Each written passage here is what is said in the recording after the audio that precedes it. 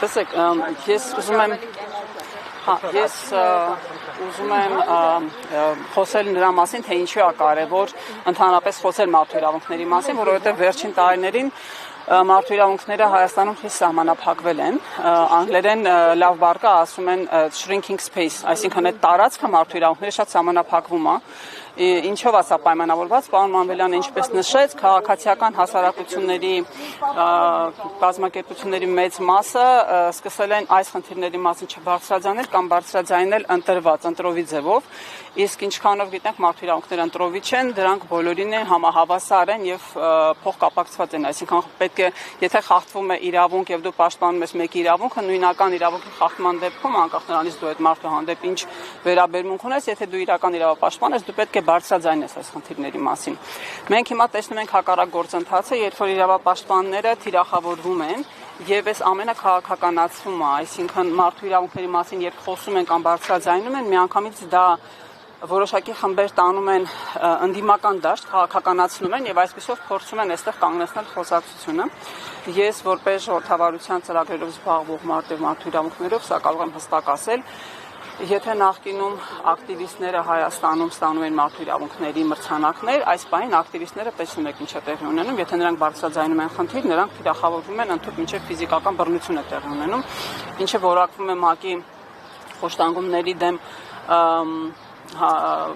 բանով կոնվենցիայով դա որակվում է որպես խոշտանգում, եթե պետական այրը բռնություն է գործադրում։ Հիմա մի քանի խոսք ասեմ զեկույցի մասին ձեզ ասեմ, տեսեք, մի խնդիր էլ կա այստեղ, շատ կարևոր խնդիր, Հովհաննեսն ասեց, որ ուրեմն պարբերական դիտարկումը հիմնված է լինում 3 զեկույցի վրա, ազգային զեկույց, որը պետության կողմից տրված զեկույցն է, կոչվում է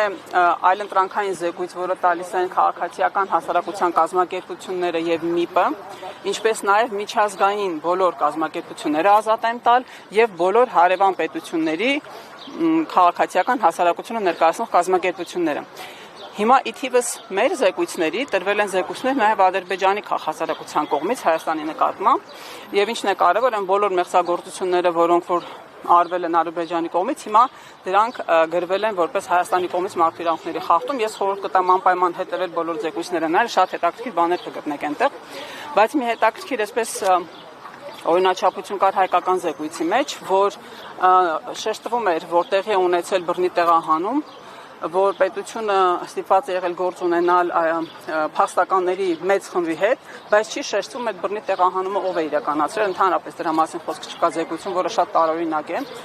Ինչպես նաև, երբ որ արդեն լսումներն էին տեղի ունենում Ժնևում, այնտեղ բոլոր անդամ պետությունները իրենց հանձնարարականներն են հետո հնչեցնում, երբ որ իրենք հնչեցնում են հանձնարարականները կապված բռնի տեղահանվածների հետ, կրկին անգամ չէր շեշտվում դա ինչի արդյունքում է դա տեղի ունեցել։ Այսինքն այնպիսի տպավորություն էր, որ կա այդ մի համաձայնություն, այսպես լրելային, որ պիտի այդ անունը չտրվի, հարևան պետության Ադրբեջան անունը պիտի չտրվի։ Սա շատ հետաքրքիր է, խնդրեմ սրան ուշադրություն դարձնեք եւ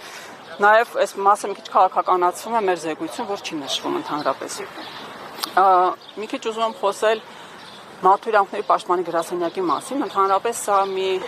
ինստիտուտ է, որը պետք է լինի անկախ եւ գործի անկախ եւ կոչված է հենց մարդու իրավունքների պաշտպանության համար եւ պետության հետ պիտի լինի հստակ նշելով թե ինչ իրավունքներ են խախտվում եւ ինչպես պետք է պետությունը այդ իրավունքները պաշտպանի կամ վերականգնի։ Եթե նկատել եք բոլոր հայտարարությունները վերջին բոլոր իրավախախտումների վերաբերյալ բավականին ընդհանուր են եւ նաեւ շատ ընդհանուր է մարդու իրավունքների պաշտպանի զեկույցը, սա էլ խորհուրդ կտամ նայեք։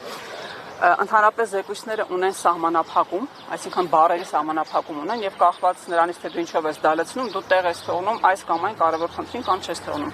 Մարդու իրավունքների պաշտպանի զեկույցում ընդհանրապես ոչ մի խոսք չկար ոստիկանության ուրեմն գործողությունների մասին, ուժի կիրառման, որևիցե խոսք չկար ընդհանրապես խաղաղ ցույցերի մասին եւ ինչպես էին դրանք բանանում ճնշվում, ընդհանրապես խոսք չկա խոշտանգումների մասին, իդեպ ասեմ, որ նախորդ զեկույցում 10 երկիր տվել են հանձնարարական, ուրեմն հետաքննել բոլոր խոշտանգումների դեպքերը եւ բոլոր իրականացնողներին պետական այրերին այսինքն համապատասխան պատժի ենթարկել, բայց դրա մասին որևիցե խոսք չի նշվում այս զեկույցում ՄԻՊ-ի, որը որ պետք է անպայման անդրադարձաներ, քանի որ նա նաև պրևենտիվ մեխանիզմի իրականացնողն է, փոխարենը վերցվել էր մի հատ շատ ընդհանուր հանձնարարական, ինչ որ մի երկրի, կարծեմ Խորվաթիայի, եւ նշվել էր ամենազեկույցի ամենավերջում մի կետով փոշտանգումներին անդրադառնալով պարզապես քանի որ ունեին նման պարտավորություն։ Սա շատ լուրջ խնդիր է